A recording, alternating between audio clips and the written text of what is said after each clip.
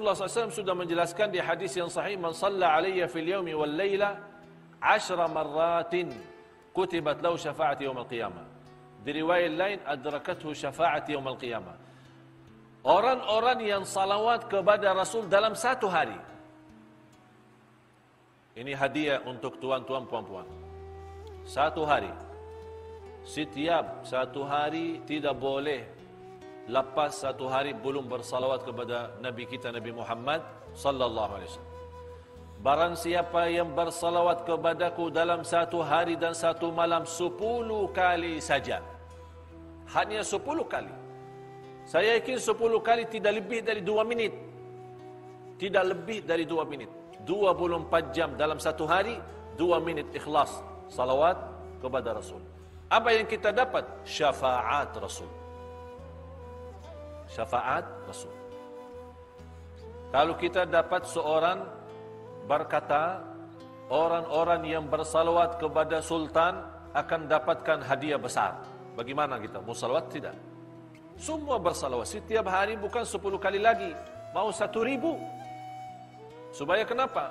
Sultan senang, Raja senang, orang-orang besar senang. Nanti kalau dia senang, kita dapat hadiah besar. Apakah kita tidak mau Rasulullah juga senang? Kalau kita bersalawat, sebagaimana di riwayat lain, kita saat bersalawat, fa inna salatakum ma'rudatun alayya. Salawat kalian Allah hantarkan kepadaku. Allah nampakkan kepada Rasul, ya Rasulullah, ini salawat tuan-tuan, puan-puan dari jamaah Masjid Al-Furqan. Disampaikan kepada Rasulullah SAW. Jadi boleh nama kita dikenal oleh Rasulullah sallallahu alaihi wasallam lewat apa? Lewat salawat. Jadi jamaah sekalian, kita mencinta Rasul bukan hanya duduk di majlis untuk kita bersalawat. Lepas majlis kita sudah tidak bersalawat lagi. Yang semestinya cinta Rasul, setiap hari kita bersalawat. Cinta Rasul, setiap hari dalam kehidupan kita ada maulid. Saya tidak setuju ada maulid dalam satu tahun satu kali. Dalam satu tahun satu kali maulid tidak cukup. Kalau boleh setiap hari. Dan setiap hari kita rasa Rasulullah bukan hanya datang atau hadir pas acara maulid saja. Tapi Rasul selalu ada dalam kehidupan kita. Rasul ada di dalam fikiran kita. Rasul ada di dalam hati kita. Rasulullah ada di dalam dada kita. Rasulullah ada dalam amalan-amalan kita sehari-hari. Kita buktikan. Laqad kana lakum fi Rasulillahi uswatun hasanah. Contoh yang baik itu Rasulullah SAW. Dan Rasulullah SAW sebagaimana Allah berfirman suratul Qalam, wa innaka la'ala khuluqin azim. Engkau wahai Muhammad SAW memiliki akhlak yang agung, akhlak yang mulia, akhlak yang istimewa. Malah orang-orang dijaminkan posisi dekat bersama Rasul nanti di hari kiamat. Ada orang-orang terpilih. Ada orang-orang terpilih. Orang yang terdekat kepada Allah hari kiamat siapa? Ahlul Quran. Orang yang terdekat kepada Rasul hari kiamat siapa? Dua.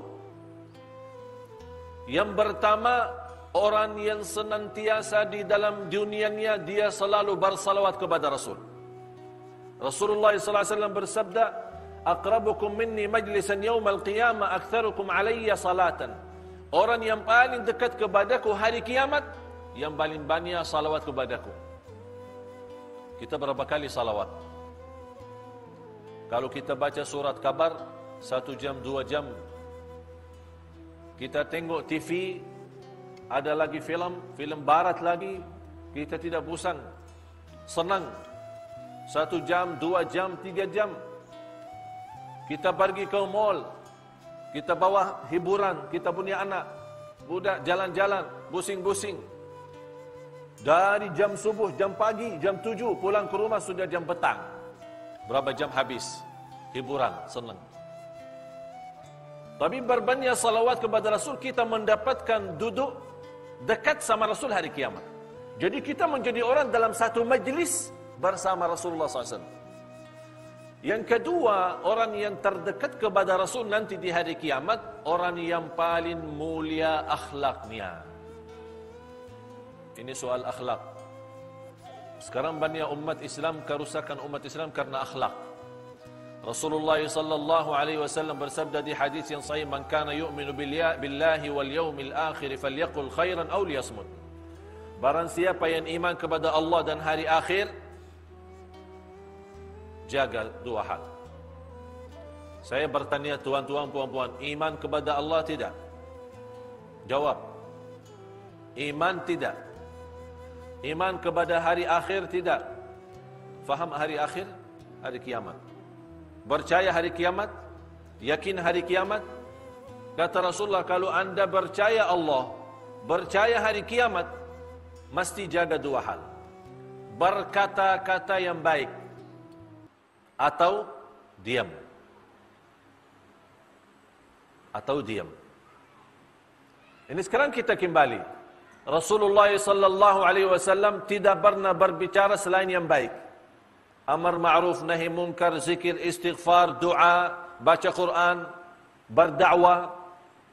Tidak pernah ada kata yang tidak bagus.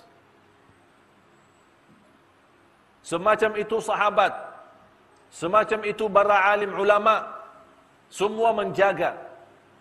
Malah salah satu cerita di antara ulama Ahlus Sunnah wal Jamaah, Al-Imam Rabi' Ibn Khuthayim rahimahullah, kalau kita duduk bersama dia 1 tahun, di samping dia, kita temani sahabat sama dia 1 tahun, dia tidak mau mula berbicara. Dia lebih banyak diam daripada berbicara, daripada berkata-kata. Kalau dia berbicara, mesti jawab.